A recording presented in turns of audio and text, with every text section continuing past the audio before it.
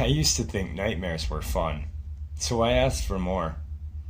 They were the only source of excitement in my endless rut of life. I never used to get nightmares, and for that, I should have been grateful. I wasn't. I wished for more. I craved the adrenaline and the pounding of my heart as my eyes flew open. They say be careful what you wish for. They are not lying. The nightmares started to come quicker, and much more often. It was small things at first. The things anybody would have. Being chased by wild dogs, being abandoned, or running naked into school. I tired of them quickly.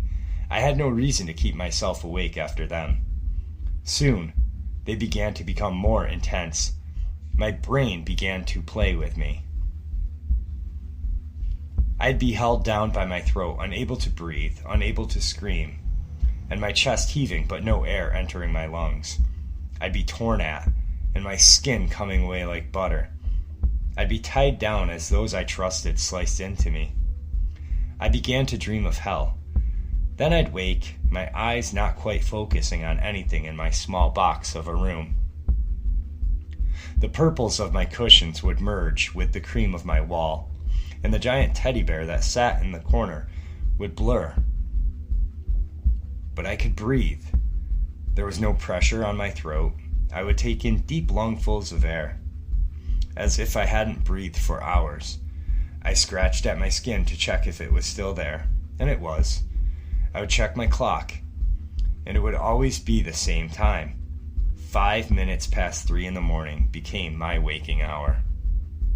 My eyes would try to slide closed, but I couldn't let that happen. Instead, I pulled myself to the bathroom down the carpeted hall and splashed icy water on my face until I was in no danger of falling asleep.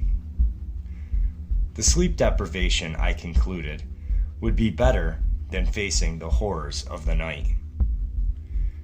I'd go into school like a zombie, and nobody seemed to notice that anything was different. I began to become paranoid as people walked past me. The memories would come rushing back, invading my mind. She was the one who made the first incision 2 nights ago. He was the one who had his hand over my neck last week, and they were the ones that retrieved the knives in the depths of hell. I pushed everyone away, in fear that they would build a hell on earth, so I sat alone, excluding myself from the drone of conversation and the inconvenience of life. My nightmares would plague me. Creative writing assignments in English were easy. Just pick a night and there was a horror story right there. Talks of battles and history shocked others, but barely struck me as odd. The drawings I did in art made everyone feel nauseous, but seemed quite normal to me. Lessons on hell in RE would strike fear into my very soul. Of all things I needed, more imagery about Hades was not one of them. Those lessons began to creep into my dreams also. A human being can go 14 days without sleep before they die. The record for days without sleep is 11, a record which is held by a university student in America. My record is 5 days. I started hallucinating so horrifically on day 5, I couldn't take it anymore.